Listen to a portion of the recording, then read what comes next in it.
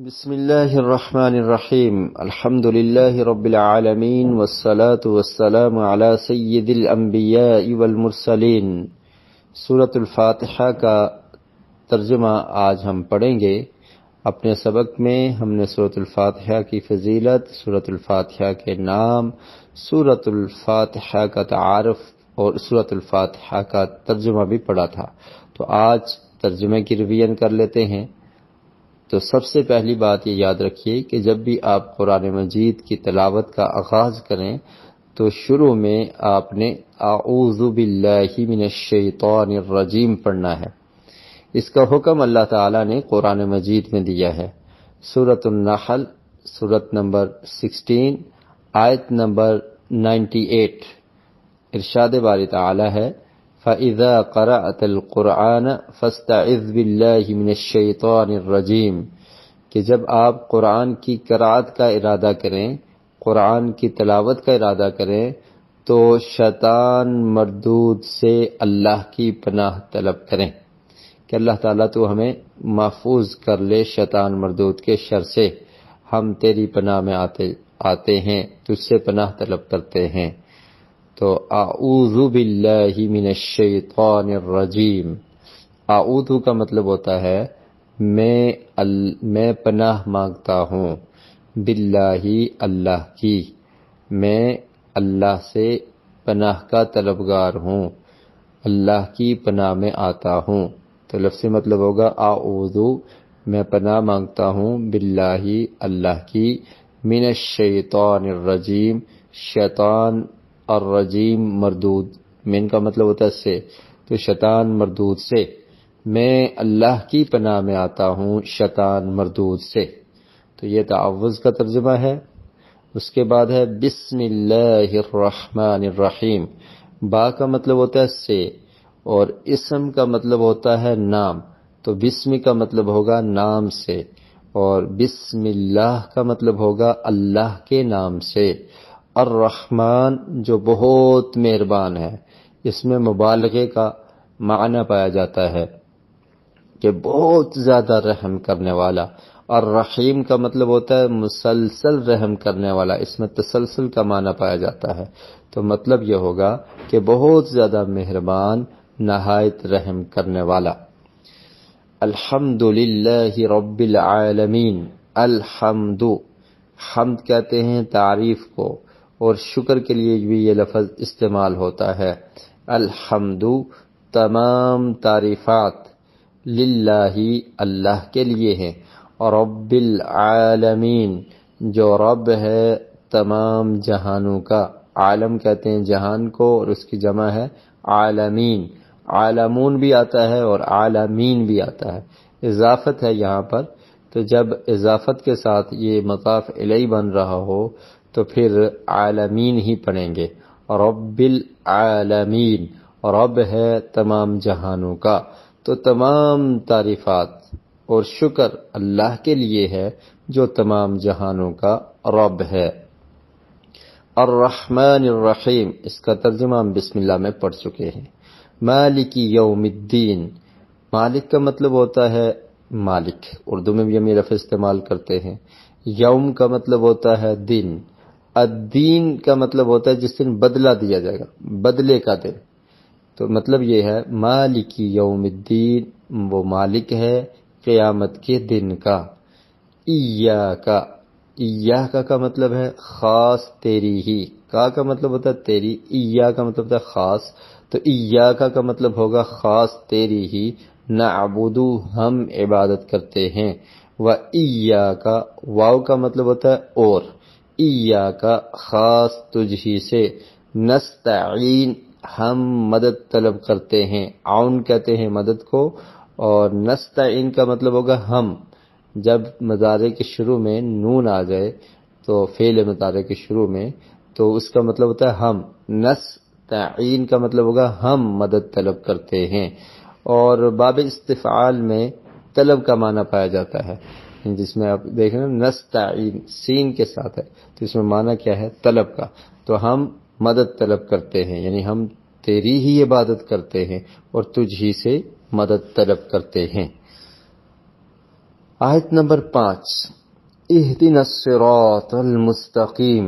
اہدنا کا مطلب ہے دکھا ہمیں، ہدایت دے نہ ہمیں، الصراط راستے کی، المستقیم جو سیدھا ہو، بالکل سیدھا راستہ، تو ہمیں سیدھے راستے کی ہدایت دے۔ صراط الذین، صراط کا مطلب ہے راستہ، راستہ الذین ان لوگوں کا، الذین کا مطلب کیا ہے؟ ان لوگوں کا، صراط راستہ، راستہ ان لوگوں کا، انعمت تو نے انعام کیا، علیہم جن پر تو نے انعام کیا ان لوگوں کا راستہ ہمیں دکھا دے۔ غیر المغضوب، مغضوب کہتے ہیں جن پر غضب ہوا، جو مغضوب ہیں۔ آپ نے ایک لفظ سنا ہوگا مظلوم، مظلوم کس کو کہتے ہیں؟ جس پر ظلم ہوا ہوا۔ ایک ہوتا ہے ظالم، ظلم کرنے والا، اور ایک جس پر ظلم کیا گیا اس کو کیا کہتے ہیں؟ مظلوم۔ تو یہاں پر کیا ہے؟ مغضوب جس پر غضب ہوا۔ غاضب ہوتا ہے غضب کرنے والا، اور مغضوب جس پر غضب کیا گیا۔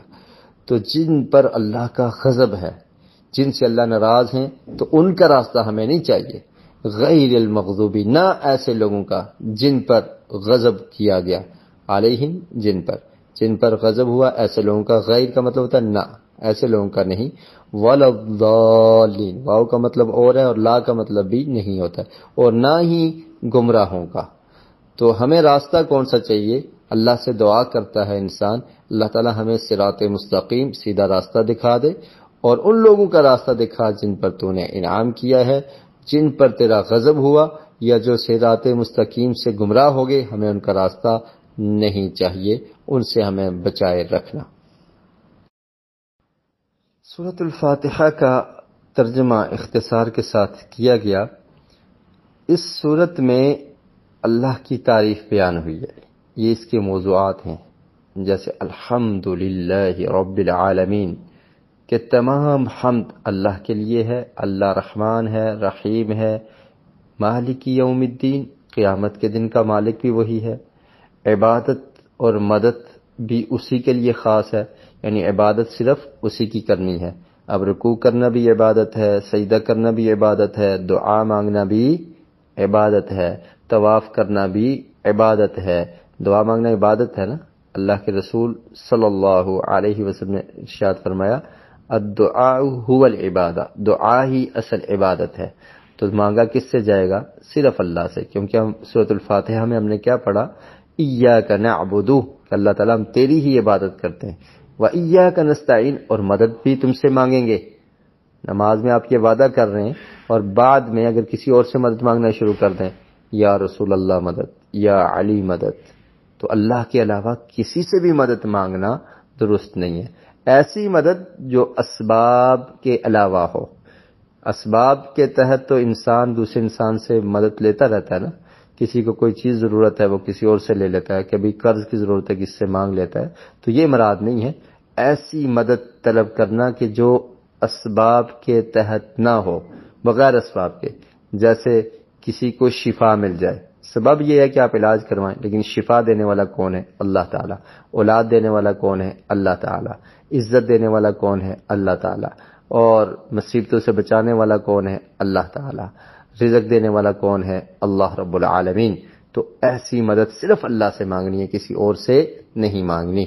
اہدنا الصراط المستقیم، اس میں انسان اللہ سے دعا کرتا ہے، ہدایت کی دعا، کہ اللہ تعالیٰ مجھے صراط مستقیم کی ہدایت دیتے۔ مطلب یہ ہے کہ مجھے صراط مستقیم پر استقامت مل جائے، میں صراط مستقیم پر چلتا ہی رہوں، کبھی میں گمراہ نہ ہو جاؤں۔ اور پھر ان لوگوں کا راستہ انسان مانگ رہا ہے کہ جن پر اللہ کا انعام ہوا۔ انعام کن پر ہوا؟ قرآن مجید میں اللہ تعالی نے ان لوگوں کا ذکر کیا جن پر اللہ نے انعام کیا، من النبیین والصدیقین والشہداء والصالحین، کہ انبیاء علیہم السلام کا راستہ، صدیقین کا راستہ، شہداء اور صالحین کا راستہ، تو ان لوگوں کے راستے پر چلنا ہے۔ تو ہم نے اپنے گریبان میں جھانکنا ہے، ہم نے سوچنا ہے، فکر کرنی ہے کہ ہم ہر روز نماز کی ہر رکعت میں سورۃ الفاتحہ کو پڑھتے ہیں، اور اگر جماعت کے ساتھ نماز پڑھی جائے تو پھر بھی ہم پڑھتے ہیں، سنتے بھی ہیں سورۃ الفاتحہ کو۔ تو ذرا تصور کیجئے کہ ہم اللہ سے کیا مانگ رہے ہیں، صراط مستقیم مانگ رہے ہیں، انبیاء علیہم السلام کے راستے پر چلنے کی التجا کر رہے ہیں، صدیقین کے راستے پر چلنے کی دعا کر رہے ہیں، شہداء اور صالحین کے راستے پر چلنے کا طریقہ اللہ تعالی سے مانگ رہے ہیں، لیکن کیا ہم اس راستے پر چلنے کے لیے بھی تیار ہیں یا نہیں؟ تو یہ قرآن سمجھانے کا مقصد یہ ہے کہ تاکہ ہم اس کو سمجھ کر اس کے مطابق عمل کریں۔ صرف زبان سے اگر ہم پڑھتے رہیں، یہ قرآن ہمارے دلوں پر اثر نہ کرے اور ہماری زندگی میں کوئی چینجنگ نہ آئے، تبدیلی نہ آئے، تو پھر ہم کوئی خاص فائدہ اس کتاب سے نہیں حاصل کر رہے۔ اور اس کے نزول کا جو ایک اہم مقصد تھا کہ اس پر عمل کیا جائے، یہ ہدایت والی کتاب ہے، تو اس سے پھر ہم ہدایت حاصل نہیں کر پا رہے۔ غیر المغضوب علیہم ولا الضالین، اس میں کیا ہے کہ ایسے لوگوں کا راستہ ہمیں نہیں چاہیے جن پر غضب ہوا۔ کن پر غضب ہوا؟ قرآن مجید میں اللہ تعالیٰ نے بیان کیا کہ یہود نے عہد شکنی کی، انہوں نے اللہ کے احکامات کو نہیں مانا، انہوں نے انبیاء علیہم السلام کی بات کو نہیں مانا، اللہ رب العالمین نے ان پر غضب، اللہ کی ناراضگی ہوئی اور وہ غضب کا شکار ہوئے۔ تو اگر ہم ان کے راستے پر چلیں گے تو پھر کیا خیال ہے؟ ہم صراط مستقیم کی دعا کرنے میں سچے ہیں؟ وضع میں ہو تم نصارا تو تمدن میں ہنود، یہ مسلمان ہیں جنہیں دیکھ کے شرمائیں یہود۔ تو اس لیے اس طریق سے بچنا ہے جن پر اللہ کی ناراضگی ہے، جو کافر ہیں، جو مغضوب ہیں، جو یہود ہیں، ان کے ڈگر پر نہیں چلنا، ان کے کلچر کو اپنا کر اپنے کلچر کو بھلا دینا، ان کی عادات کو اپنا کر اپنی عادات کو چھوڑ دینا، ان کے مذہبی رسومات کو اپنا کر اپنے مذہب اور طور طریقے کو بھول جانا، یہ کون سی عقل مندی ہے؟ اور یہ مغضوب علیہم وہ لوگ ہیں کہ جن کو علم تھا اور اس کے مطابق عمل نہیں کیا کرتے تھے۔ یہود کو علم تھا، اہل کتاب تھے، لیکن اس کے مطابق عمل نہیں کرتے تھے۔ اور گمراہ کون ہے؟ والضالین، اور کرسچن نصارہ کے راستے پر بھی نہیں چلنا، ان کے راستے سے بھی اللہ تعالیٰ ہمیں بچا دینا، کیونکہ یہ لا علمی میں اپنے دین میں نئی نئی چیزیں ایجاد کر کے تو اس کو دین سمجھ لیا تھا اور اس پر عمل کیا کرتے تھے۔ تو اس لیے عمل کے لیے علم کی ضرورت ہے۔ آپ کوئی بھی عمل کرتے ہیں اس سے پہلے سیکھیں۔ نماز اگر پڑھنی ہے، ایک عمل ہے، تو نماز کا طریقہ سیکھنا چاہیے نا، اور یہ سیکھنا علم ہے کہ آپ سیکھیں کیا پڑھنا ہے اور کیسے پڑھنا ہے۔ اللہ رب العالمین ہمیں قرآن مجید کو سمجھنے کی اور اس پر عمل کرنے کی توفیق نصیب فرمائے۔